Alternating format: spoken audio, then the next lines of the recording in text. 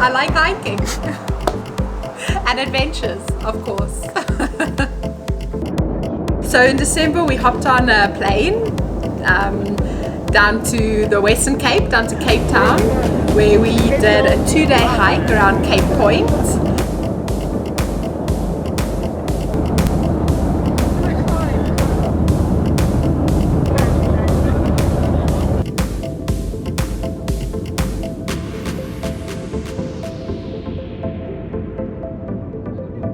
So we got off the plane and we grabbed our hiking bags, and then we set off to the Cape Point Nature Reserve along the peninsula, which had really beautiful scenery. So we stayed over at a really beautiful stone cottage called Eland Cottage and prepared all of our things for the hike to come.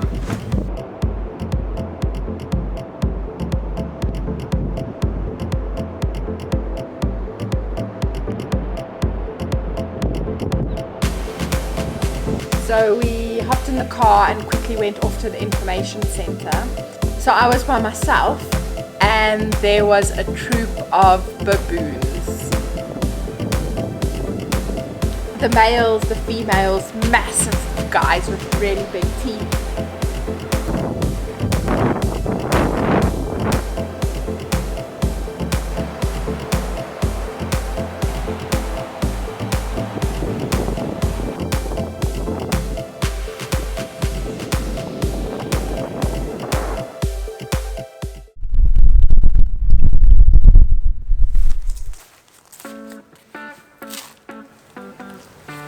Oh, hello there.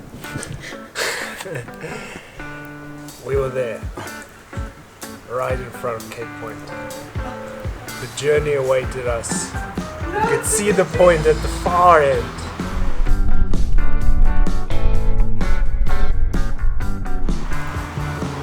And you know, we were just there, 5, 6, how many of us were there? I can't really remember, but we were set, hiking bags ready to go.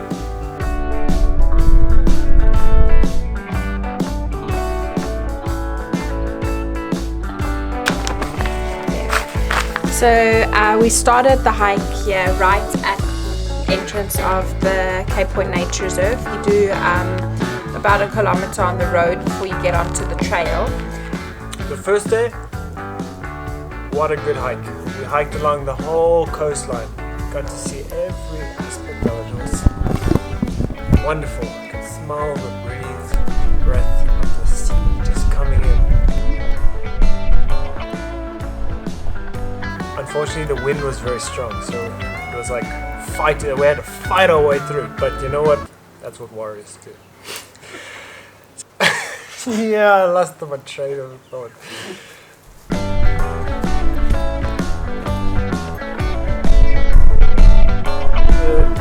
Day one was very mountainous. There's a lot of ups and downs.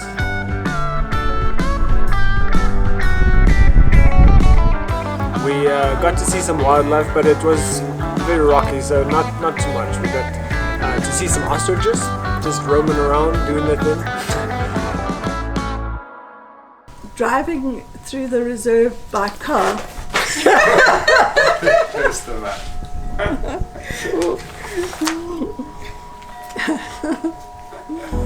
First day we had views across False Bay because we were hiking around on the mountainous peaks on that side of the peninsula.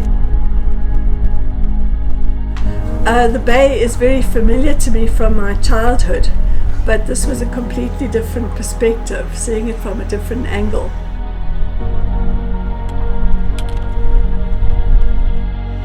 One of the views I particularly remember was from the cannon, which was placed at the lookout point. And in the days of the Dutch East India Company, it used to be fired to announce any ships that came sailing into the bay. The first thing we noticed after walking not even 1 kilometer was the wind, and we were just like, this is gonna be a challenge.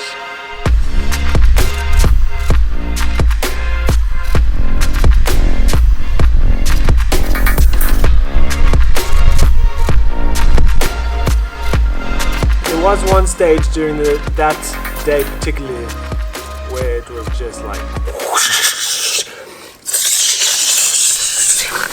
oh my god,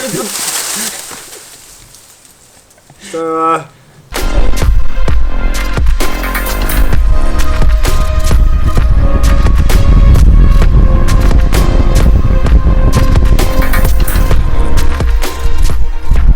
Yes, it was a more difficult hike than I had imagined, made even more difficult by the wind. My most enduring memory of the hike is of the howling southeast gale, blowing at over 50 knots, which is about 93 kilometers an hour. At times you would come around a corner, change direction, and be blown off your feet by the wind.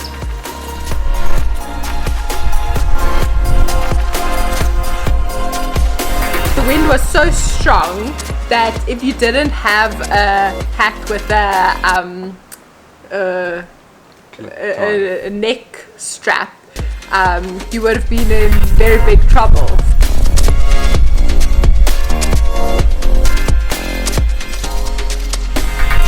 We decided to do a detour down from Kanonkop all the way to Boyseskarum, and then along the coastline.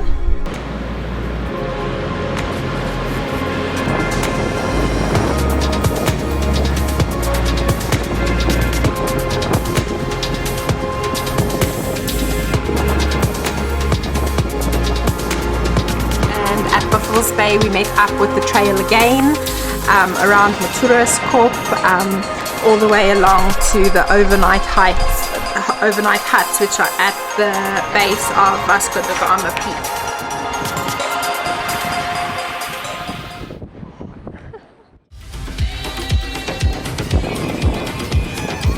Second day was a lot easier. A really nice day. We got to walk along the coastline. And the wind was not too bad because it was from behind us.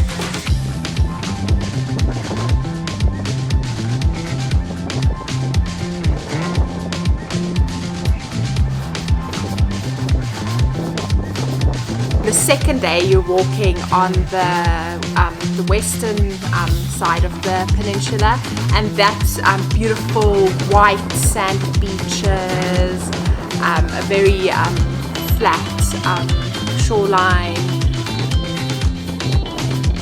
On the second day we saw a mound in the distance on the shore, and as we came closer it was still difficult to make out what it was. It was a funny pinkish colour. It turned out to be a dead whale that had been pecked by birds right down to the blubber. That was fascinatingly morbid, but it was very interesting actually. From a distance, it looks like a flock of sheep. They're these fluffy bushes with white flowers that they're actually quite dry to the touch, but from a distance it looks like Cape Point is just a grazing ground for a lot of sheep.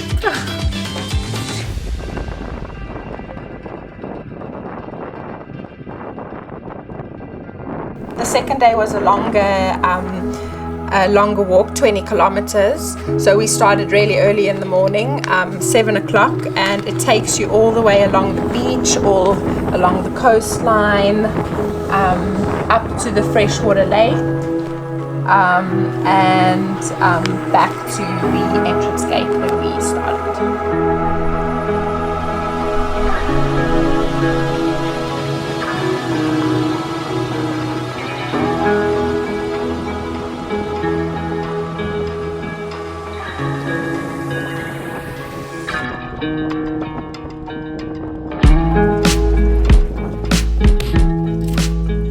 We really enjoyed the sense of having Cape Point to ourselves, especially on the second day when we left the road behind us and saw hardly anyone, and yet we felt the beauty and isolation of walking it on our own.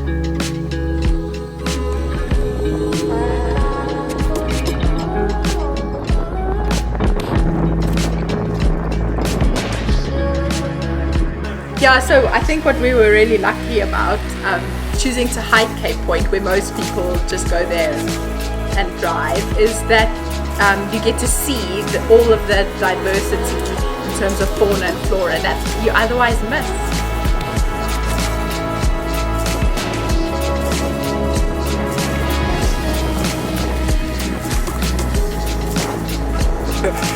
But it was awesome. Had such a good time. Awesome people. Awesome hike. I would do it again.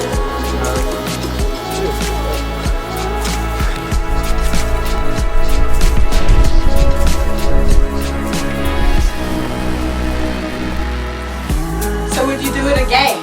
No. No.